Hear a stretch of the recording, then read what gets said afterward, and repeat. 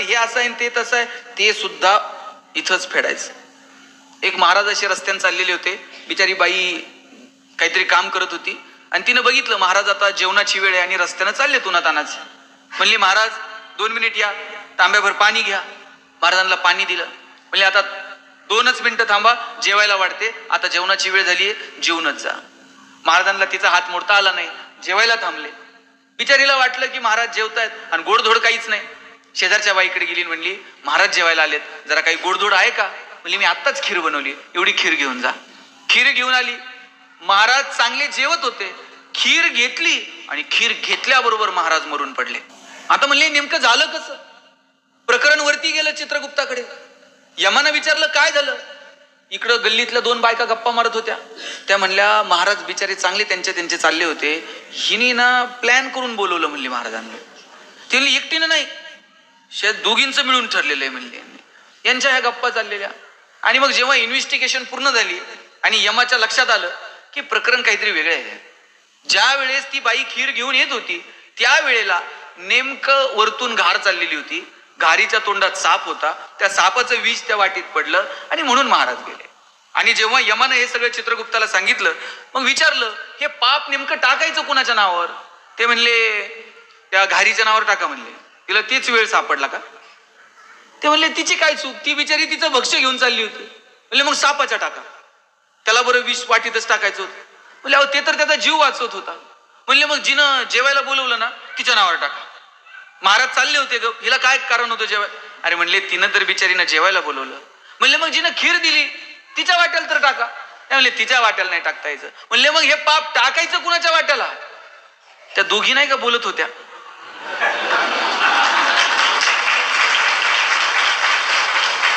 काही घेणं आहे का? म्हणले द्या त्यांच्या नावावर टाकून द्या. घेणं नाही देणं नाही माहित नाही, पण तिने बोलवलं असं हिनं केलं. उगाच का आम्ही वेळ वाया घालवतो? वेळ आहे भगवंताचं नामस्मरण करा. तुम्हाला वेळ आहे कुणाच्या तरी विषयी चांगला भाव तुमच्या मनात येऊ द्या. हे जग लहरींनी बनलेलं आहे. तुम्ही जो विचार करता त्याच लहरी तुमच्याकडे अट्रॅक्ट होतात. ज्ञानोबांनी उगाच नाही सांगितलं ऋणू झुनू रे भ्रमरा. इकडे तिकडे पळणाऱ्या मनाला ज्ञानोबांनी सांगितलं बाबा रे तू स्थिर हो. आणि कुठे स्थिर हो? चरण कमळ दळू रे भ्रमरा. संतांच्या चरणाजवळ येऊन स्थिर हो. पण आमचं मन असलंय ना, काही केलं ते स्थिर होत नाही. ते सहजासहजी थाऱ्यावर येत नाही. कुठून कुठे मन जाईल हे तुम्ही सांगू शकत नाही. बहिणाबाईंनी सांगितलं मन वढाय वढाय, किती हाकला ते परत. आणि म्हणून मनाला स्थिर करण्यासाठी नामस्मरण हा एक उपाय आहे. त्या नामस्मरणाची सुद्धा स्पर्धा चालू आहे. नामस्मरण कोणासाठी करायचंय? ते आपल्यासाठी करायचंय. आपलं चित्त शुद्ध व्हावं, स्थिर व्हावं आणि शुद्ध अंतःकरणातून आपल्या ठाई आपल्या हातून चांगलं काम घडावं म्हणून नामस्मरण आहे. एक गवळण होती चंद्रा नावाची. ती एका महाराजांकडं दूध द्यायला जायची आणि काठोकाठ माप भरून द्यायची. एक टिपका भर पण माप वरतून जास्त घालायची नाही. आणि आपलं लक्ष कशाकडे असतंय दूधवाल्याच्या? त्यातल्या त्यात पहिल्या मापाकडं. ते वरतून एक धार टाकतं, आपलं लक्ष त्या धारेकडे असतं. चंद्राने कधी टिपका भर पण दूध महाराजांना जास्त घातलं नाही. महाराज असे जपमाळ जपत बसलेले होते. त्यांचा शिष्य दूध घ्यायला गेला. नेहमीप्रमाणे महाराजांनी बघितलं, काठोकाठ माप भरून दिलं, टिपका भर जास्त घातलं नाही. त्याच वेळेला त्या चंद्राला गल्लीतल्या एका लहान पोराने हाक मारली, ए मावशी मला जरा दूध देशील? मावशी म्हणल्यावर चंद्रा म्हणली दूध पाहिजे, जा गडवा घेऊन ये. पार सांडूस्तोवर गडवा भरला. ते घरी घेऊन निघालं दूध. चंद्रा म्हणली घरी न्यायला पाहिजे, हे पिऊन घे, घरी न्यायला तुला दुसरं देते. त्यानं गडवाभर दूध पिऊन घेतलं, घरी न्यायला दुसरं दिलं. आता मात्र महाराज चिडले. महाराज म्हणले चंद्रा मी तुला पैसे देतो, कधी टिपकाभर दूध जास्त घातलं नाही आणि या पोरानं तुला काय मावशी म्हणून हाक मारली. त्याला प्यायला वेगळं दूध, घरी न्यायला वेगळं दूध. आडानी चंद्रा महाराजांना म्हणली महाराज पैसे देणं आणि पैशाच्या बदल्यात मी दूध देणं हा व्यवहार झाला. त्या लेकरानं मला मावशी म्हणून हाक मारणं हे प्रेम आहे, त्यात कसलं मोजमाप आलं? त्याच्यात मोजमाप नाही म्हटले प्रेमात भक्तीत. आणि याच्यावर महाराजांना चंद्रा म्हणते महाराज तुम्ही तर नाव सुद्धा मोजून घेता. आता तर मशीन आलेत, आता बॅनर लागतात 1 कोटी राम नामात. सांगायचंय कुणाला?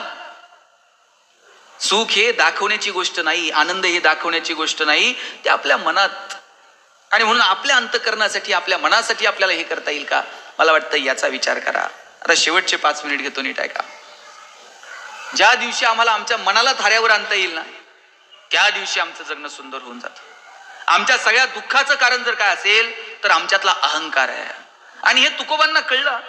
म्हणून तुकाराम महाराज म्हटले, अहंकार गेला तुका म्हणे देव झाला, आणि अहंकार आला तुका म्हणे वाया गेला. किती साध्या 2 वाक्यात तुकोबांनी आपल्या जगण्यातला राम सांगून टाकला. तुम्हाला जर अहंकार झाला तर समजायचं आता आपण वाया गेलो, आणि अहंकार गेला तर समजायचं आपण देव झालो. रावण सुद्धा कमी हुशार नव्हता, पण केवळ आणि केवळ अहंकार. रावण तर पुलस्ती मुनींचा नातू होता, प्रचंड शूरवीर होता, विद्वान होता, भगवान शंकराचा भक्त होता, पण केवळ आणि केवळ रावणाला अहंकार सोडता आला नाही, मनातला लोभ सोडता आला नाही, म्हणून रावण वाया गेला. आणि राम प्रचंड औदार्य, इतका किंचितचाही अहंकार नाही. रावणाला ज्यावेळेस रामानं मारलं त्यावेळेस मंदोदरीला प्रश्न पडला, असा कोण आहे राम? अयोध्यावरून आलेला राम असा कोण आहे की दशानंद लंकेश रावणाला ज्यानं मारलं? आणि असा राम कोण आहे हे पाहण्यासाठी म्हणून मंदोदरी निघाली. राम असा दगडावरती बसलेला होता पाठमोरा. मंदोदरी अशी मागून गेली, आणि कुणीतरी स्त्री आहे, तिची सावली फक्त अंगावर पडली, अंगावर एका स्त्रीची सावली पडली. राम उठून उभा राहिला आणि हात जोडून विचारलं, आपण कोण आणि येण्याचं प्रयोजन का? मंदोदरीने सांगितलं, मी लंकेश रावणाची पत्नी आहे, आणि मी बघायला आले होते रावणाला मारणारा राम नेमका कोण आहे. पण प्रभू, मला माझ्या प्रश्नाचं उत्तर मिळालं. वल्कल परिधान केलेल्या सीतामाईला उचलून नेण्याचा मोह ज्याला टाळता आला नाही, तो रावण कुठं? आणि परस्त्रीची नुसती सावली अंगावर पडली तर उठून उभा राहून हात जोडणारा राम कुठं? मला माझ्या प्रश्नाचं उत्तर मिळालं, मंदोदरी म्हटली. म्हणून आम्हाला अहंकार सोडता आला पाहिजे. ज्या दिवशी अहंकार गेला त्या दिवशी जगणं सुंदर होऊन जातं. आणि म्हणून मला सांगायचंय, अहंकार जाऊ द्या, एकमेकांच्या मदतीला धावून जा, आणि त्याच्यासाठी स्वतःचं अंतःकरण शुद्ध ठेवा, आणि शुद्ध अंतःकरणासाठी चंचल मनाला कुठेतरी आवर घाला. आणि चंचल मनाला आवर घालायचं असेल, दुसरा पर्याय नाही. चरण कमळ दळू, आम्हाला संतांच्या चरणाजवळ, संतांच्या साहित्याजवळ आम्हाला जावं लागेल, आणि त्यासाठी प्रयत्न करा. किती मन चंचल आहे आमचं, त्या चंचल मनाचा थांग पत्ता सुद्धा लागत नाही. ट्रेननी एक महाशय चाललेले होते, आणि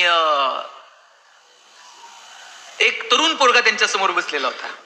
त्या तरुण पोरानं त्या गृहस्थाला विचारलं, अहो वाजले किती? ह्या माणसानं वेळ काहीच सांगितलं नाही. त्या पोराकडे असा बघत राहिला. तो म्हणला, अहो मी तुम्हाला विचारलं टाइम किती झालाय, मला टाइम सांगा. हा माणूस म्हणला, ज्याच्या हातात घड्याळ नाही त्याला मी कशाला टाइम सांगू? तो म्हणला, अहो घड्याळ नाही म्हणून तर तुम्हाला विचारलं टाइम किती. अजिबात सांगणार नाही म्हटलं. म्हणले का? म्हणले ही बोलण्याची सुरुवात आहे. तू मला टाइम विचारणार, मग मी तुला टाइम सांगणार. इथं आपल्यातल्या संवादाचं बीज पेरलं जाणार, मग संवाद वाढत जाणार. टाइम सांगितल्यानंतर तू मला विचारणार चाललात कुठं? बरं तुला माहित आहे ट्रेन मुंबईला चालली आहे, तरी तू मला विचारणार. मी म्हणणार मुंबईला चाललोय, मग तू मला म्हणणार मुंबईत कुठं राहता? मी म्हणणार कुर्ल्यात राहतो, मग तू म्हणणार मी पण कुर्ल्यात राहतो. मग मी तुला म्हणणार या कधीतरी चहाला, तू टाइम काढून चहाला येणार. बरं तू घरी येणार, मी तुला चहा देणार. घरात माझी तरुण पोरगी आहे, तू तिला विचारणार किती वाजले, परत तुमच्यात बोलणं सुरू होणार. मग कधीतरी तू लग्नाचं प्रपोजल घेऊन माझ्याकडे येणार, आणि ज्याच्या हातात घड्याळ नाही त्याला मी माझी पोरगी देऊया म्हणलं. काय कुठं जातं हो मन आमचं? मन थाऱ्यावर आणणं एवढं सोपं नाही, हे साधू संतांना समजलं, आणि म्हणून त्यांनी मनाला आवर घालायला सांगितला. ज्या दिवशी मन शुद्ध होईल, ज्या दिवशी मन स्थिर होईल, ज्या दिवशी आम्ही अहंकारापासून दूर जाऊ, त्या दिवशी आमचं जगणं सुंदर होऊन जातं. तुम्हाला सगळ्यांना आनंदात राहायचंय का? नक्की राहायचंय? किती जणांना आनंदी राहायचंय? हात वर करा बरं. तिकडं माग बाबा फेटा, बाबांनी दोन्ही हात वर केले, शपा घ्या घ्या हात खाली घ्या. सगळ्यांना आनंदी राहायचं. मी दुसरा प्रश्न विचारतो, तुम्हाला आनंदी राहायचंय का तुम्ही आनंदी आहात हे जगाला दाखवायचंय? राहायचंय का दाखवायचंय? नक्की. मग आनंदी राहणं खूप सोपं आहे. पण आपली गडबड काय माहितीये का, आपल्याला आनंदी राहायचं नाहीये, आपण आनंदी आहोत हे जगाला कळलं पाहिजे. लाखो रुपये खर्च करून लोक परदेशात फिरायला जातात आणि तिथं काहीच बघत नाही. फोटो काढते, स्टेटसला ठेवते, त्याला बघण्यात इंटरेस्ट नाहीये. आपण कुठे आहोत हे जगाला कळलं पाहिजे. बरं, मोबाईल आहे, स्टेटस ठेवता आलंय, ठेवलं तर काही चुकीचं नाही. पण खरं दुःख कधी माहितीये का, ज्याच्यासाठी स्टेटस ठेवलं त्यानं जर बघितलं नाही ना, मग असं दुःख होतंय, असं वाटतंय ट्रिपचे सगळे पैसे व्हायला गेले. आमचा आनंदही आमचा राहिलेला नाही आणि आमचं दुःखही आमचं राहिलेलं नाही. खरं तर आमचा आनंदही आमचा आहे आणि आमचं दुःखही आमचं आहे. तुमचे जर 100 रुपये हरवले, तुम्हाला किती वाईट वाटतं बरं? तुम्ही सगळ्या गल्लीतल्या बायका गोळा करून त्यांना चहा पाजून सांगता, बाई बाजारात गेलते, 100 रुपये हरवले, कसे साठवले होते माझं मला माहीत, परवा शर्ट धुताना त्यांच्या खिशात 50 सापडले होते, असं करून करून कुठेतरी 100 झालते.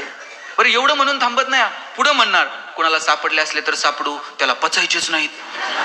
किती दुःख आहे बरं. हे फार वेळ नाही. त्यातल्या एखाद्या मैत्रिणींनी फक्त म्हटलं पाहिजे, बाई तुझे तर 100 गेले, परवा माझे 500 हरवले ग. हिला इतकं बरं वाटतंय ना, आपले तर 100 गेले, हिचे 500 गेले, मरू दे. आमचं सुखही आमचं नाही आणि आमचा आनंदही आमचा नाही.